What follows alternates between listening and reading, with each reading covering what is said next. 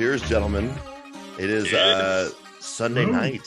Sunday. It's Sunday, and you know what that means. After a week hiatus and a much-needed vacation, the boys are back in town. It's episode 14 of season 2 of Better Than Broadway. I am Coach Rob, joined always by my man, Chef Ryan, and our special guest this evening, JR, is in the house. Welcome back. He's buddy. back. Hey, how's it going, guys?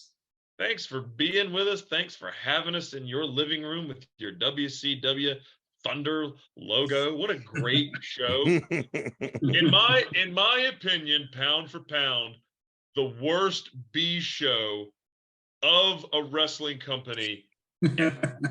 Agreed. Oh my God. I mean, when did Thunder air? Like what, Thursday nights or something? Thursday nights, and it ran, I think, from like 1998 until 2001 when WCW really? folded. Yeah, man. And it was an absolute dumpster fire. The stage was cool as shit because it was all metal and they had like the Thunder and all the stuff with the big Thunder logo on the back. But I mean, it was basically Bill Goldberg and every jobber ever, and Scott Steiner and every jobber ever, and DDP and every jobber ever, and Kevin Nash and every jobber ever. And there was never like anything crazy. You know, I think like the cruiserweight tag team titles were always defended, and maybe the TV title. But other than that, it was just it was just bad. Like it was pretty bad.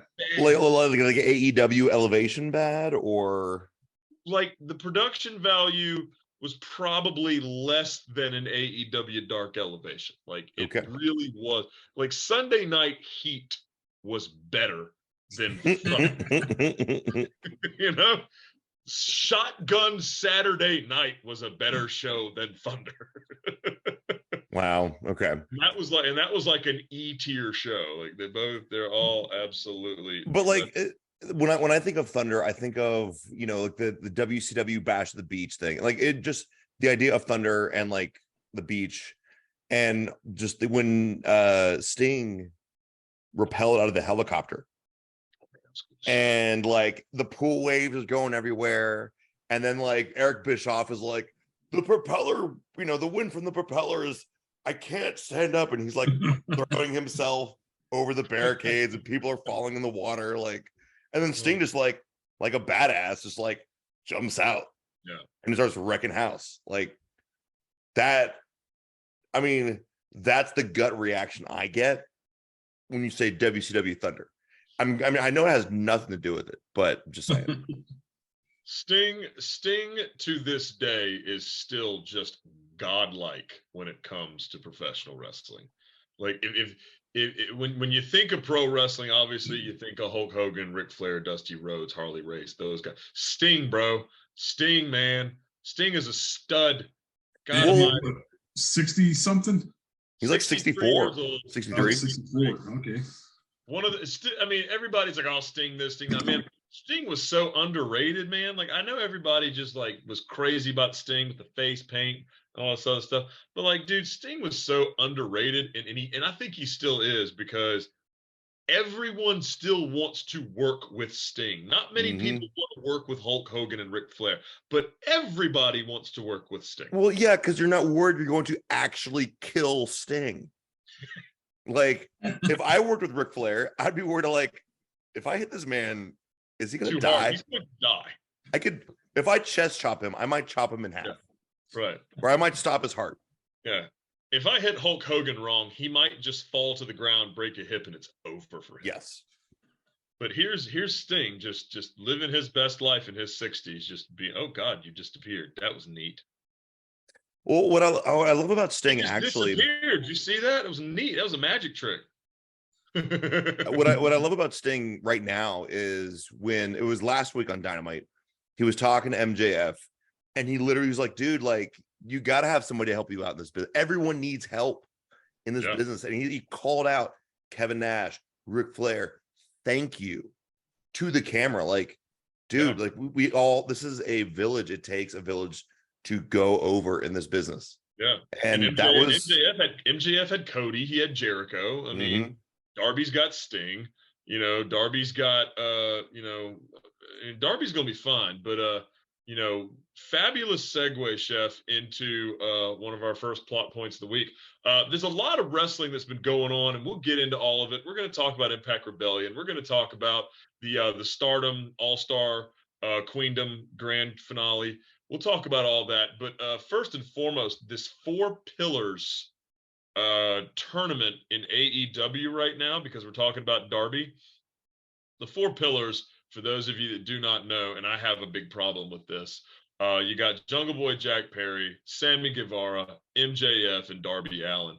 I feel like Ricky Starks should be in that conversation, but I digress for now. I digress for now. JR, what are your thoughts on that? I believe he should be a pillar. He's got the charisma, he's got the look. Fans love him. He's hot. He's a diet Dwayne Johnson. Yeah, kind of like The Rock. A caffeine-free Dwayne Johnson. He is the Target branded Dwayne Johnson. He's not a great value Dwayne Johnson. He is the Coke Zero Dwayne Johnson. He could be a Coke Zero Dwayne Johnson. I'm good with that. What's the Target brand? Kirkland? No, that's Costco. That's Costco. But yeah, he could be a Kirkland signature. There we go. You have to have a membership to appreciate him. So no, but Kirkland has some delicious items. You ain't wrong. And when you buy the Kirkland 20-year Scotch for only $60, and that you're getting a Macallan 20, which normally costs like $150. Macallan 20? Yeah. Macallan 18 is $400. Yeah, you can get Kirkland 20 for like $70-$80. That's amazing. Good for them. And and honest to God, it's probably like Glenlivet or Lefroy. It's probably those two, honestly.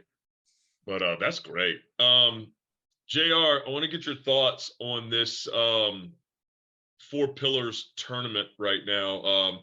The Four Pillars have been going back and forth the last 2 weeks on AEW Dynamite.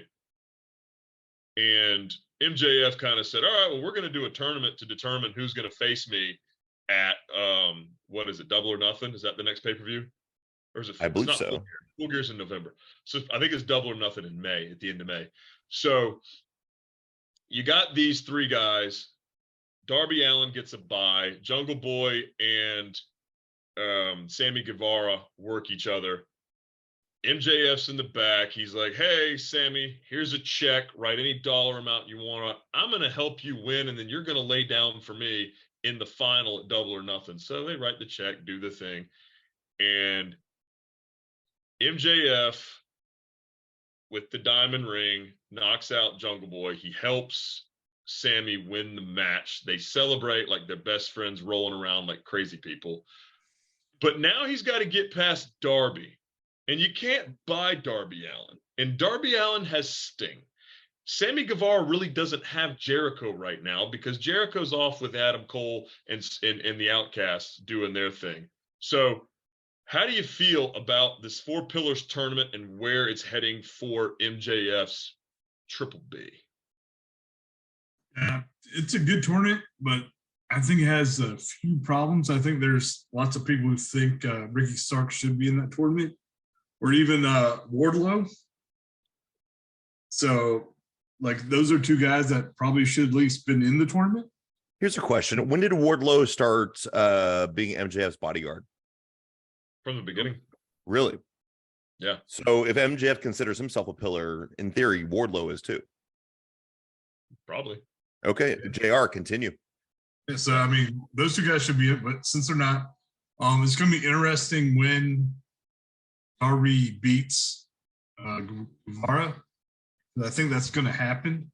And I think Sting will probably get involved and probably go the after outside riffraff. MJF. Yeah, he'll stop MJF from giving them the diamond ring or whatever means that MJF wants Sammy to win.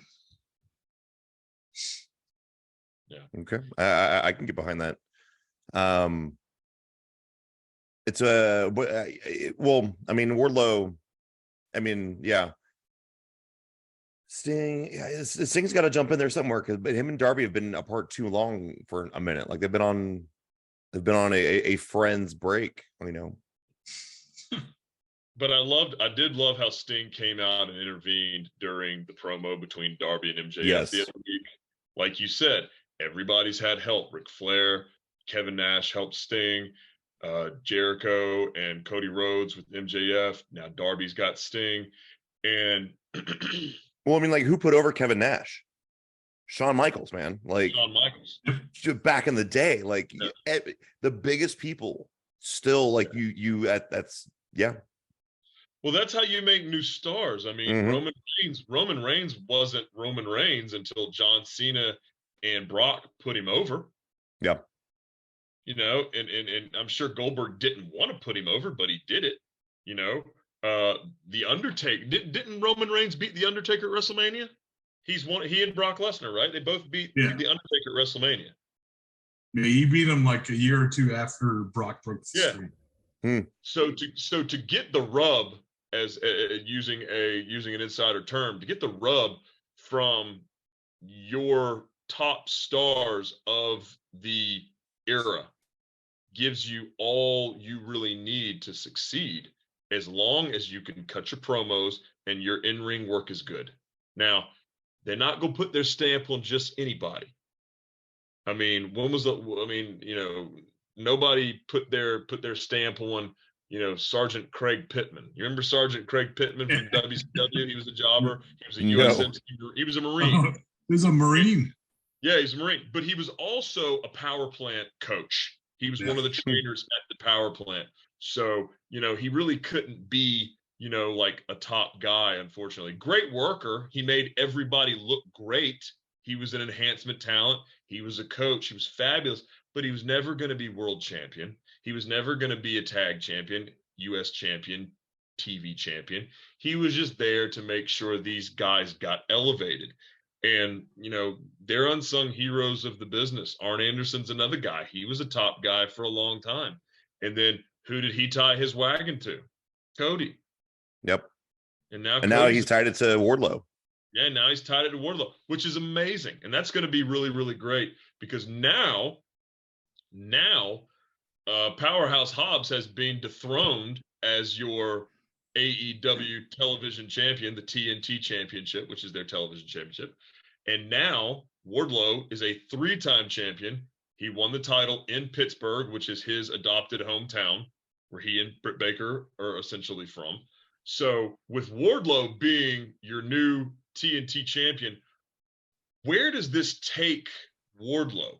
Because, who does he have left that he can defend this title against if Miro's not coming back?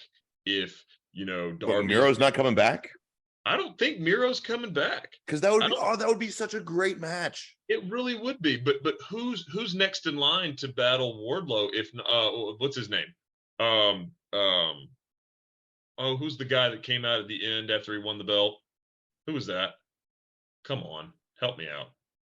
The end, after he won the belt.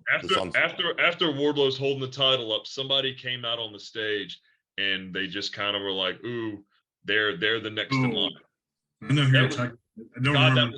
That was Wednesday, and I feel dumb that I don't know this. I don't know, but Switchblade just signed with AEW. Yes, Switchblade's great. I mean, I think you could bring back Samoa Joe. Yeah. But those are kind of or you have another big guy, Big Bill would be good. Yeah, I like Lance Archer. Brian Cage. I'd like to see Brian Cage win a match. Yeah, me too. But also I'd like Brian Cage to, talk fluently on the microphone and not do this around his neck and then scowl at you. Well, that's why he's got Prince Nana, baby. Dude, he's got Nana.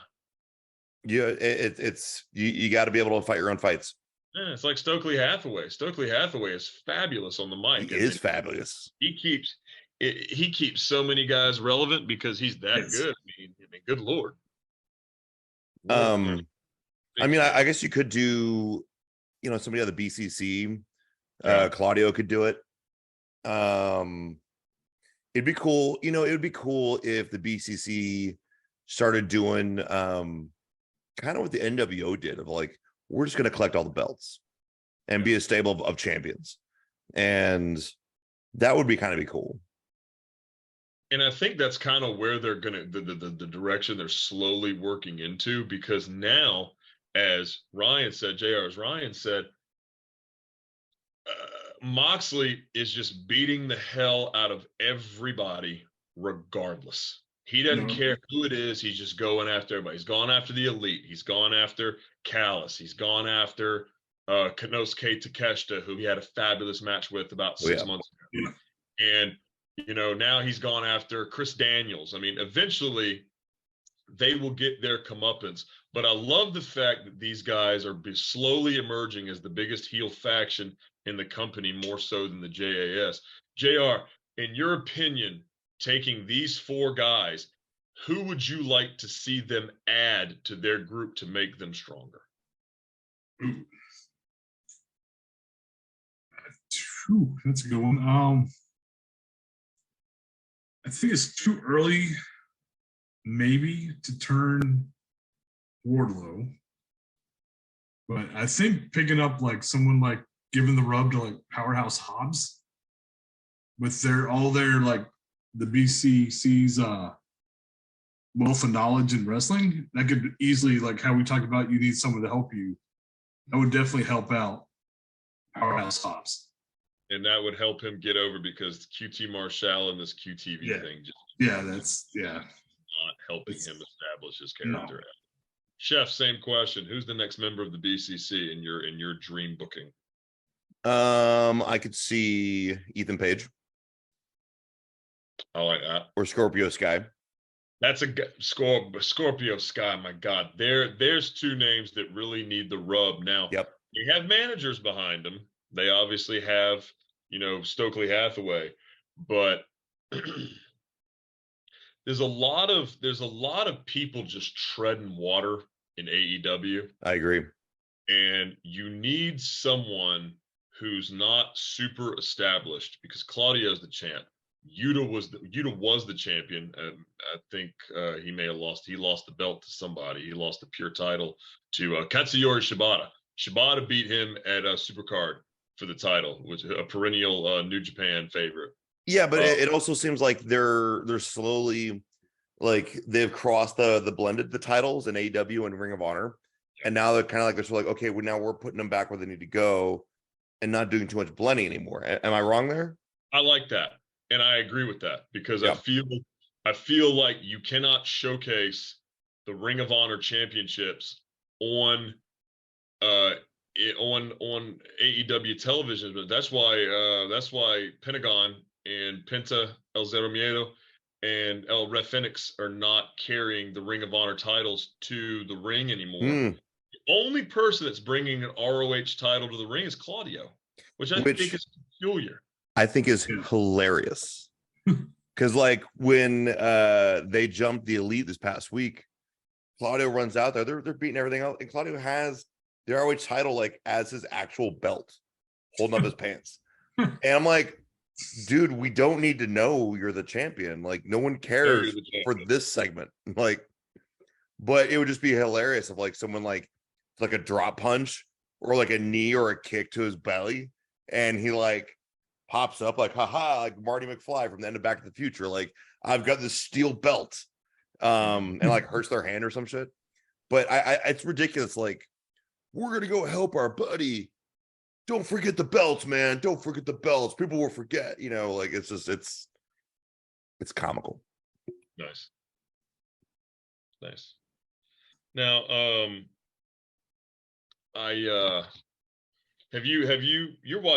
you're watching Rampage right now, right? Right now, as we speak, I got Julia Hart and a girl in blue.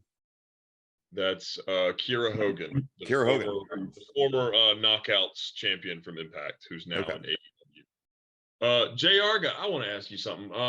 Have you watched any Lucha Libre, any AAA Mexican wrestling? No. Okay. But you've seen Hijo del Vikingo, correct? Yes, yeah, I've watched it. I watched that match against Kenny, and then it's probably the only match I've seen of him. Okay. Other than like YouTube clips. Yeah. So he works a match for the AAA Mega Championship on Rampage this past week against Dralistico, which is one of the brothers of Dragon Lee and Rush from Los Ingobernables. This guy's got it all. Like I've been watching him for about 2 years now, and I'm still blown away by the speed, the acrobatics, the fact that he just flies out of the ring and he just doesn't seem to get hurt. I think that guy's going to be a megastar. As a matter of fact, he defended the title last weekend, April 16th, at AAA's Triple Mania. It's Triple Mania 31. It's their big like WrestleMania show. And what's cool is that they do a 3-part event for this show. They do a show in April, they do one in July, I believe, and then they do one in October. It's April, July, and August. So they're going to have 3 nights of this show spread out throughout the thing. And one of the really cool things that they do that I wanted to touch on briefly and get you guys' opinion on is they have this thing called the Guerra de Rivalidades, and it basically means the war between rivals. So what they will do is they'll take tag teams of people that aren't like super together, but it'll work. The losers of the tag team match go on to another round. The winners are done with the tournament. As the tournament goes on, the losers of each bracket meet in the final until it's down to 2 wrestlers. But this is where Pentagon retired his buddy, right? Yeah. Yes, they have a match, and it's a lucha de apuestas, which means a fight with consequences, and it's either a mask versus mask, a hair versus hair, or it's a retirement match. So it's a backwards tournament where you lose, you advance. Instead of you win, you advance. Yeah. So just going with that, what are your thoughts on this Guerra de Rivalidades and how it really is the most different way to have a wrestling tournament? I think so. In a way, I've always wanted whenever like tag team belts are on the line, there's always like, it's a ladder match and there's always like 2 belts hanging. I've always wanted it where just because you got 1 belt doesn't mean you won it. Yeah. You gotta get both. Your partner needs to grab the other belt. Ooh. So you could have like Otis and then like Montez Ford. It's like, well, so JR, it's like you're actually talking about like, what if we make the tag team ladder match, whatever, like capture the flag? So like, what if somebody pulled 1 belt down and then another guy jumps in for it? Rob gets the belt, and if I don't get the other belt, you take the belt from Rob, and then if your partner gets the belt, then you guys. That's ooh, I'm getting goosebumps. Did that make sense? Did I get too excited? Do I get too excited? Did I talk too fast? But the reverse tournament's pretty cool. Now, that'd be very interesting. I like it. Someone who has a good tag team buildup though. There's not too many. Like AEW has. Yeah. Yeah, they have probably the most tag teams that actually wrestle. Sure.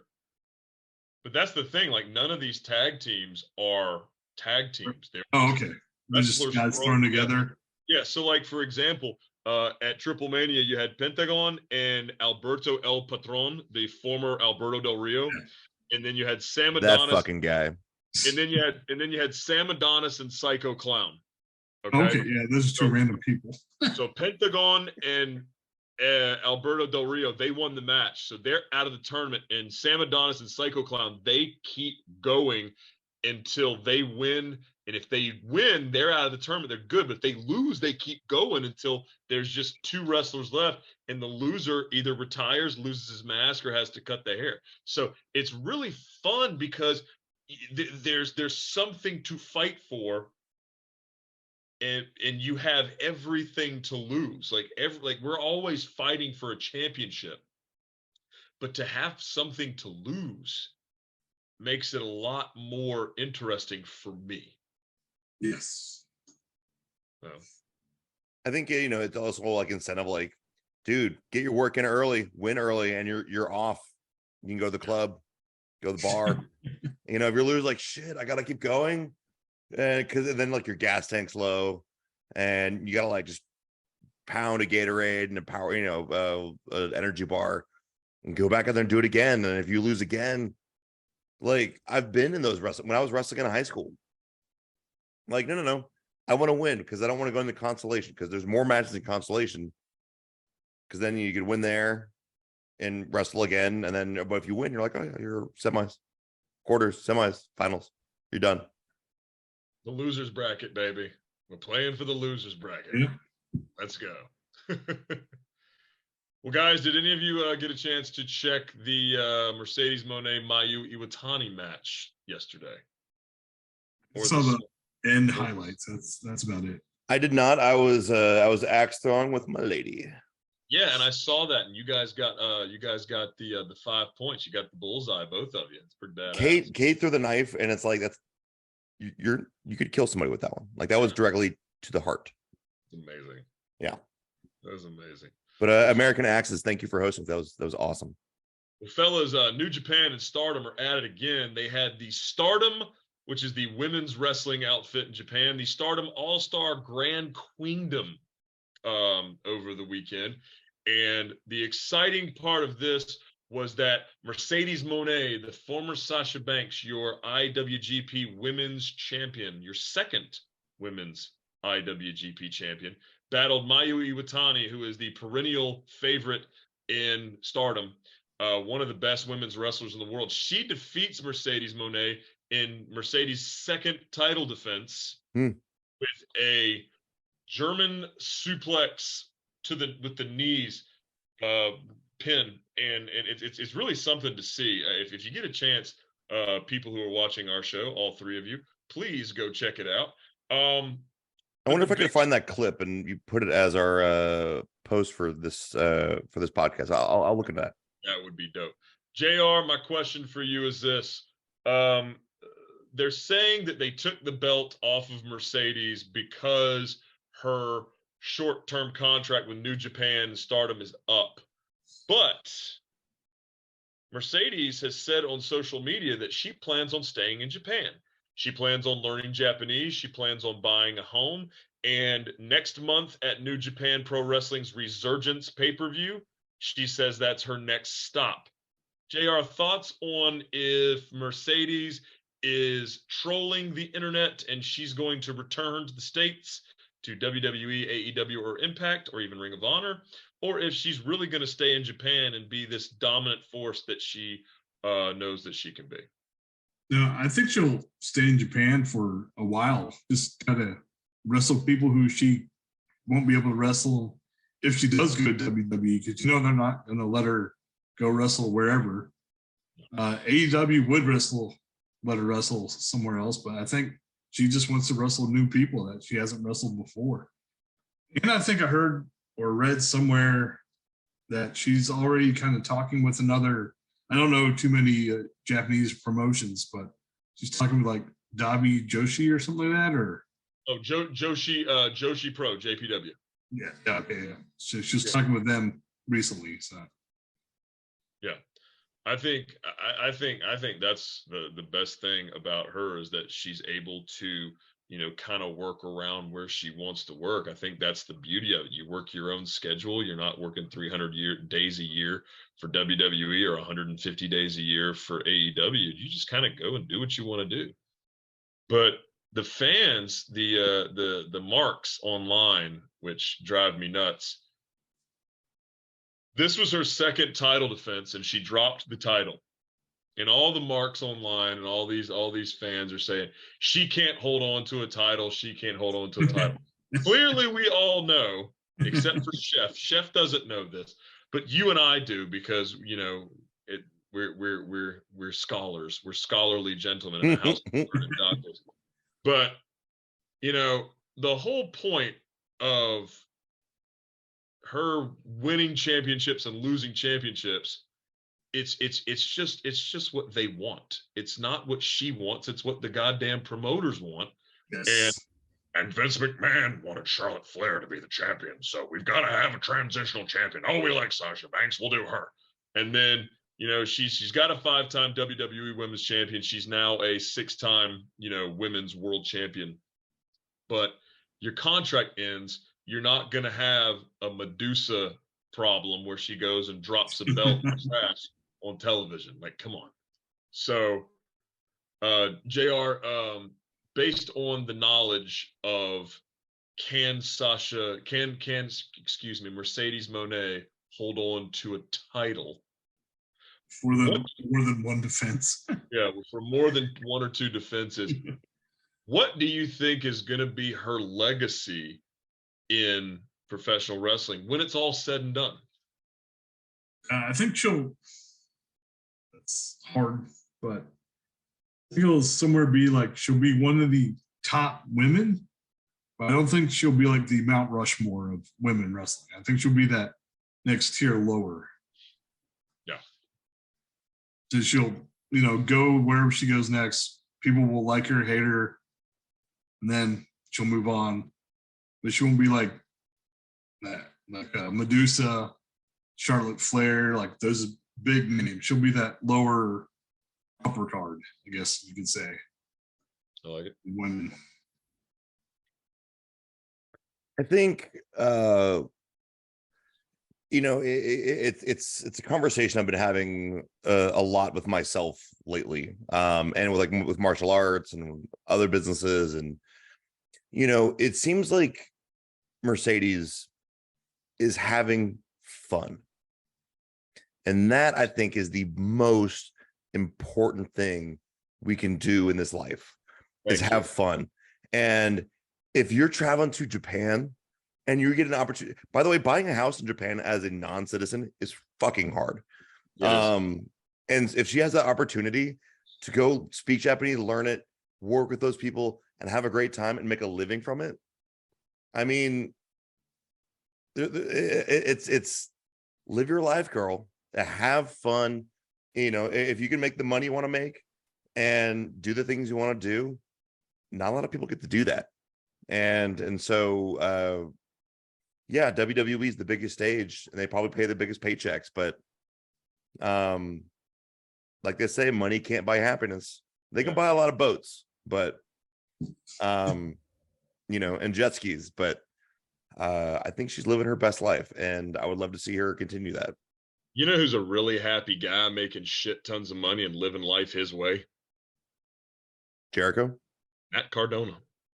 Yes. He's on this MCW card I'm watching right now.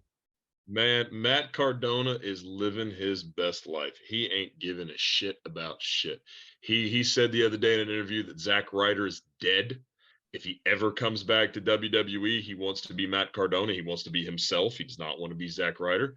And because Triple H is a guy that makes sense about the business and he's a practical guy, I think he would absolutely give Cardona that opportunity, especially with his wife being in the company. Who is Cardona married to? Chelsea Green. Okay, cool. Yeah. He's been hanging out with Steph DeLander lately, the former Persia Parada from NXT. She was on Impact and AEW the same week. They filmed the shows together, but Steph DeLander is 6 feet tall and she is a powerhouse and she's damn impressive. And for somebody like her to be tying her wagon to, pardon the pun, but tying her wagon to Matt Cardona at the moment, it's going to elevate her status as an indie wrestler, and she's only going to make more money being, attached to this particular wrestler. JR, are you familiar with Steph DeLander / Persia Parada? Just a little bit when she was in NXT. Yeah, she was tag teamed with Indy Hartwell. Yeah, they're two gigantic Amazon women. Yes, two very impressively strong women. Yes. And but she's now in the driver's seat in her career because, again, it goes back to the Ric Flair and the Kevin Nash helping Sting and the MJF being helped by Cody and Chris Jericho. Whenever you have someone that will help you to succeed because they believe in you, you're gonna go far. I mean, that's just life in general. You know, just having a mentor and having somebody that wants to see you succeed. I do it with my business, with Atlanta Performance. I've got 3 coaches on staff that I just believe in everything that they do, and I want them to succeed. So when they move to another state or they move on to build their own businesses, they're going to be prepared, because I'm going to make sure that they get there because somebody gave me that opportunity 20 years ago. It's only fair for me to do the favors. So Yeah, I mean, like it's interesting. Like on that note of, I remember Arnold Schwarzenegger was talking about he was talking about like, look, no one does it on their own. Everyone thinks they do it on their own, and it looks like that on the surface. But he's like, look, I'm a bodybuilder, but like when I was homeless and poor, like I had Thanksgiving with all the other bodybuilders at the gym, and they boosted me up. Like, and no one does it alone. You think Elon Musk did it? Someone had to help him out, and I'm sure they're a billionaire too. But so you know, it's that's why, you know, it's important to have friends. That's why it's important to, you know, treat your friends well and believe in them, and then when they believe in you, you guys both grow. This is wow, this is an emotional podcast, Rob. Come on. It's the best message of a show. Season 2, episode 14. We're just delivering quality messages here. Do it for the fun. Yeah. Well, JR, can we switch gears? Can we talk about Impact Wrestling, sir? Sure. All right. About 2 weeks ago, Josh Alexander, the former Impact Wrestling men's champion, had to relinquish the title due to injury. He tore his tricep. Yeah, he was hurt. Like actually hurt. Clean off the bone. Cody Rhodes style? Cody Rhodes style. Had to have surgery damn near immediately. He comes on TV. He's wrapped in a big, huge gauze. They've got him strapped up with a sling on. And he relinquishes the title to Scott D'Amore, who's the president of operations for Impact. Steve Macklin, formerly of the Forgotten Sons in WWE, who was Steve Cutler, and Kushida, the time splitter, Kushida, the perennial IWGP Junior Heavyweight Champion, who's one of my favorites. What a cool name. Kushida's the shit, dude. Kushida's a badass. And he comes out dressed like Marty McFly, and he looks at his watch. I mean, dudes, I love Kushida. So anyway, Josh Alexander had to give up his title, and instead of fighting Macklin and Kushida fought each other for the title. Steve Macklin won that match, and rightfully so, because a heel champion is always going to draw more money. And also, more importantly, is that Mickie James, who was on her last rodeo tour, she broke a rib about 4 weeks ago, 3-4 weeks ago, and she had to relinquish the Knockouts championship. So for the first time in Impact Wrestling history, both top titles were vacant and up for grabs. So Deonna Purrazzo, the Virtuosa, and Jordynne Grace, the Juggernaut, they had their opportunity. Whoever won that match was going to be a 3-time Knockouts champion, which is a great feat in itself. In the end, Deonna Purrazzo won that match. And interestingly enough, she's 3-0 against Jordynne. Jordynne Grace has never beat Deonna Purrazzo one-on-one in any match they've ever had in Impact. Well, hang on real quick. Like, Mickie James didn't lose. Mickie James didn't lose. So eventually, when she's healthy and cleared, she can come back and have her shot back at the title. But that just, it depends. Maybe she will, maybe she won't. But with her husband, Nick Aldis, now in Impact, it seems like she's going to stay put and she ain't going to go to WWE for her Fell World Tour. So Deonna Purrazzo, Steve Macklin, they're the champions in Impact Wrestling right now. Well, they're husband and wife. So, you know, the last time we had husband and wife as champions were Seth Rollins and Becky Lynch. Now, at the time, those two were in storylines together because it's just what WWE does. Impact has kept these two apart. One's a heel, one's kind of a tweener. She's leaning heel, but she's still kind of a face because she's just really, really good. And they're trying to figure out what they're going to do if Mickie James can or can't come back. So JR, I'm basically with husband and wife being champions in a company. Good, best for business or worst for business? Ooh, if you have to go one way or the other, I'd probably say worse for business. Okay. Because I can see like one of them be like, oh, he's getting more TV time than I am, or vice versa. Like, I want more screen time. I want more matches. Or like, he's being used the wrong way. Like, why is he being like such a little bitch while he wrestles? He needs help for everything. I can see that like going that way, or like, something of that nature where they're not happy with the way the others being portrayed or used in the So the personal, the egos are what's coming into factor here. Yeah. Okay. Yeah. And just for the record, my Mount Rushmore of women's wrestling, Mickie James is on that. Oh, 100%. 100%. Yeah, you know what? While we're here, let's go. Mount Rushmore. You get 4. 4. Okay. You get 4. Mickie James. Okay. China. Okay.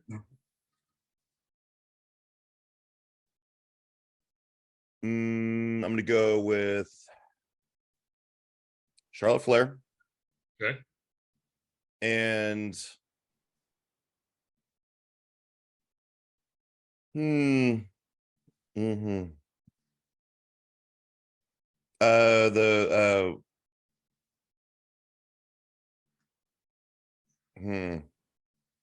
I'm gonna leave it at 3. All right. 4th one uncarved. JR, what you got? I've got probably Lita, Yeah. Mickie James, Charlotte, and so it's a toss up between Sherry and Medusa. Okay. Okay. Just for different reasons. Yeah. Obviously, Sherry didn't wrestle a whole lot, but yeah, did push that whole ballet thing further than most women did at the time. I agree. I think it's tough. I think it's very tough to do a Mount Rushmore for anybody. Yeah. Because there's so many great talents out there. For me, I kind of look at championships. I kind of look at impact in the business. For the men, it's just maybe a tad bit easier. But I look at kind of all the things that we do here, and you're hard pressed not to put China on there for sure. Her impact on the business. Saying Medusa, Michelli, or Alundra Blaze, whoever, she's close, but I don't think she's quite there for me. Miko Satomura, who is a Japanese wrestler. She has held multiple titles. She was in Stardom. She held titles in Mexico. She held the NXT UK Women's Championship. She was the last holder of that title until Mandy Rose won it in the Triple Threat. So those two for sure. I'm a Trish Stratus fan just because, hey now. Yeah. And the last one is tough because Charlotte Flair has the legacy. She's got the 14 titles, and she's probably going to have 17 and beat her dad's record and this and that and the other. But it just seems very forced for me. But like I said, yes, Charlotte Flair, her nepotism has nothing to do with her opportunities, but when she has the opportunities, she doesn't disappoint. No, she earns it. She earns it. 100%. And yes, I'm sure nepotism has nothing to do with her success. But to that point is that she shows everyone why she is there, that she earns it. Yeah. So yeah, I mean, I feel like if she doesn't get in my top 4, then I've got to put Lita up there. So it's Trish Lita, Miko Satomura, and Charlotte. I mean, those are pretty much the 4. Great women's wrestler. Mickey James. I mean, Mickey James needs to be up there too. I mean, she's a phenomenal talent, and she's still wrestling at a high caliber, at a high level. You know, and she's 40. I mean, she's 40. She's in her 40s, and she's killing it. And she's still, showing everybody that she's one of the best. So, kudos to all these strong ladies that have paved the way for so many. Your Paiges, your Britt Bakers, your Tony Storms, your Lynches, your Baileys, your Sasha Bankses, Charlotte Flair, and these future women's wrestlers, that are going to be top talent. I mean, time will tell. Time will tell. Last little piece of business before we go. Next Monday, not tomorrow, but this next Monday, we have the WWE draft. Oh, and they're gonna shake things up a bit. Triple H says it's gonna be the biggest draft that we've ever had, and we're gonna shake things up a bit. Everyone from Raw, SmackDown, and NXT are all going to be in the draft, including announcers, including referees, blah, blah, blah. Personally, I'd love for it to see John Cone go to SmackDown, because I think that would be friggin' hysterical. But let's get an early preview of where you see a couple of these scenarios. JR, first and foremost, does a tag team get split up? And is it in who? I'll go with the Alpha Academy. Okay. Geez, what's his name? Otis. Yeah, Chad Gable. Otis gets moved to the maximum male models eventually. Gable will probably go on to hopefully have better single matches and move up the card. I agree. I like that a lot. You know where Gable needs to go, right? No, him and Kurt Angle need to have a stable. Kurt Angle as his manager, as just the Olympians, and dude, they should be unstoppable. So I think they dropped the ball on Gable when they made what's the guy's name? The black dude that came out as his son, Jordan. Jordan. Yeah, they should have had Gable as his. Gable should have been the son of the illegitimate son. Yeah. Now, I agree wholeheartedly with splitting up Alpha Academy. I think Otis is great. I think Otis would be a lot of fun. But I think that Gable, who is a phenomenal talent at all 5'7" of him. So was Eddie Guerrero. Eddie Guerrero was 5'7". He was world champion. Yeah. You know what they need to do with Gable? Split those two up. Keep Otis on Raw. Send Gable over to SmackDown and have him dethrone Gunther for the Intercontinental Championship. That'd be cool. Yeah, too. And what was interesting, I saw the viewership numbers of all the wrestling this past week. I forget where I saw it, but I didn't notice that SmackDown actually has more viewership than Raw. Well, yeah, it's Fox. It's broadcast television versus cable. But it's Friday night. That's the thing. That's true. People are out at the club. Not at 8 o'clock. Maybe Grandma's at the club at 8 o'clock. I don't know what you're talking about. I don't get the club till midnight, my buddy. They're at the buffet at Morrison's. Then I don't go to the club instead of watching Fox. Yeah. SmackDown.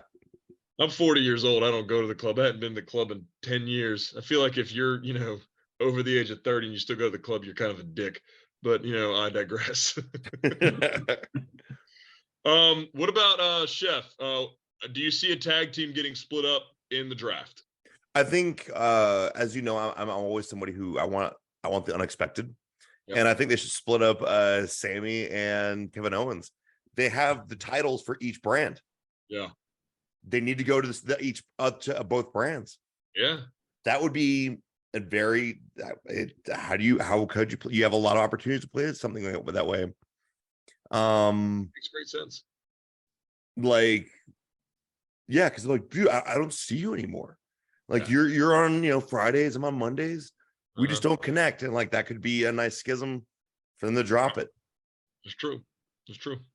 As much as it pains me, as much as it tears me up inside, breaks my soul. I think it's time to break up the Street Profits and let these guys get their run, because Montez Ford proved that he is a single star in the Elimination Chamber match. Mhm. And Yes. I think and Angelo Dawkins had his WrestleMania moment when he just plowed the shit out of Braun Strowman as he was doing the Strowman Express around the ring. So both of these guys have shown that they are talented guys that can do the damn thing. And I personally would love to see them get their chance. That'd be cool.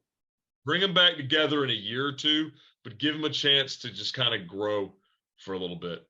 Well, I think the bigger opportunity is for Angelo Dawkins, man. Like he's, I think everyone will agree.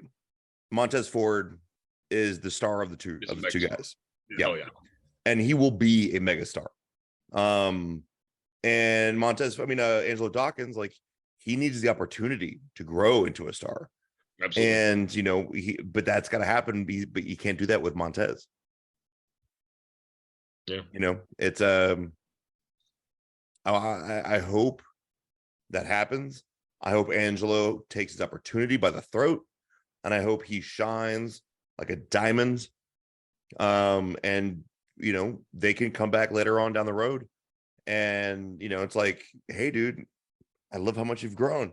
This is great. Like it would be, you gotta you grow by walking away, and you show it when you come back. Mm-hmm.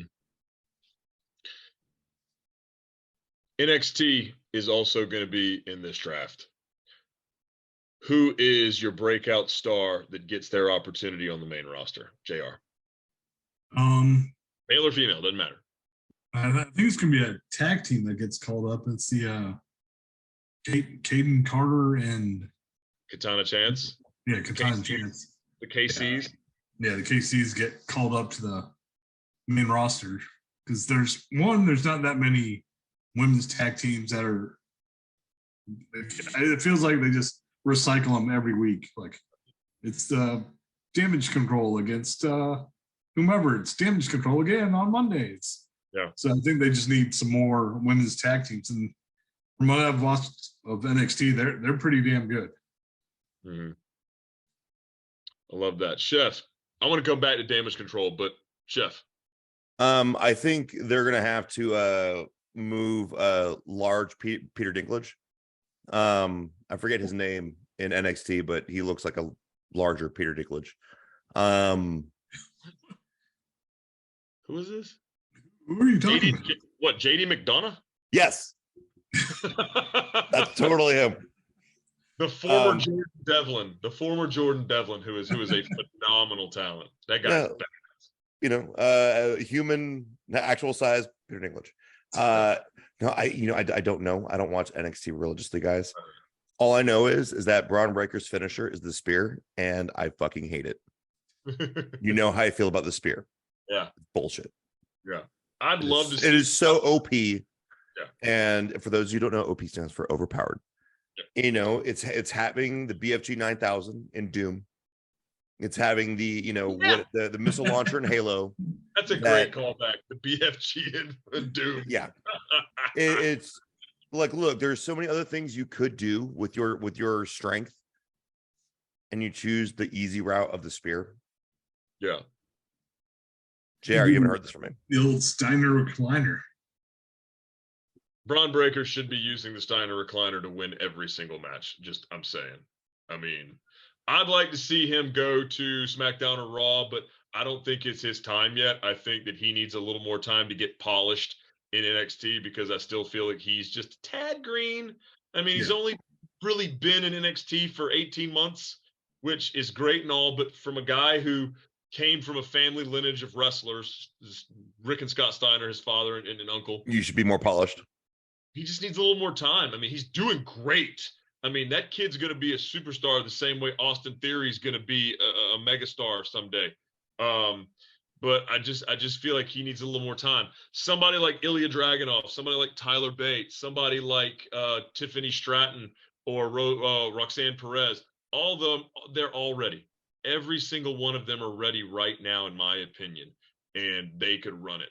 But that's Rob, go ahead. here's a good question. Who from the main roster should go to NXT? And that was going to be my next segue. I was going to give y'all the FMK version of Damage Control. You've got Damage Control. They've been talking. The rumor is they're going to send Damage Control. One's going to Raw, one's going to SmackDown, and one's going to NXT. So SmackDown. So it's the FMK version. You know what FMK is. I'm not going to say it out loud because I'm a gentleman. But you've got SmackDown, Raw, and NXT. You've got Io Sky, Io Shirai, Dakota Kai, and Bailey. Who goes where? JR? Well, Dakota Kai. Oh, sorry, JR, go ahead. No, you can go ahead. Dakota Kai was already on NXT, so she ain't going back. So was Io Sky. So was Bailey. They all came. Okay, well, I think Bailey can take the hit. She's had some hot moments, and you got to put over your friends. Send Bailey to NXT, have her dominate, kind of like how Rose. No, Mandy did. A big fish coming from a bigger pond to a small pond. Yeah. Have her put some people in shape, and then have Io and Dakota make their own way. Mandy really needed to be in NXT to revitalize her career because she was drowning on the main roster. She's good, but she became great when she was in NXT, and they put those two girls behind her. JR, go ahead, and then I'll say what I'm going to say. Sure, I'll agree with Chef over there with those three. Like, keep the everyone but Bailey up on the main roster. Bailey can probably revive. Like, she's stale. She just comes off as stale. Yeah. I'm thinking the same thing. And the reason I like Bailey for NXT is it's a threefold reason. It's when the men's tag team division was stale and boring and no one cared. And then in June, what happened? New Day comes down. They fight pretty deadly. They win the tag belts. They hold them for 3 months, and they elevated everybody.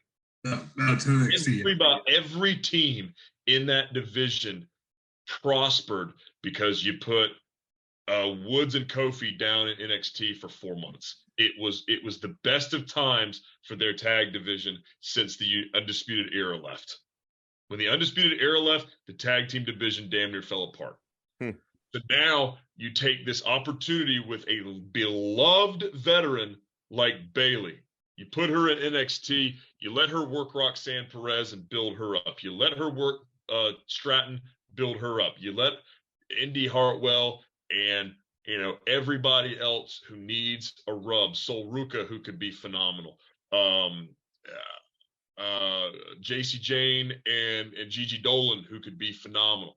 You put a veteran in the ring with them, you teach them what they know, and it elevates their status. So next year, 3 of those women go to Raw and SmackDown and become megastars because Bailey has the knowledge and the ring capability and the brain for the business to help them. And absolutely keep Io Shirai and Dakota on the main roster because give them enough time and they'll make some waves.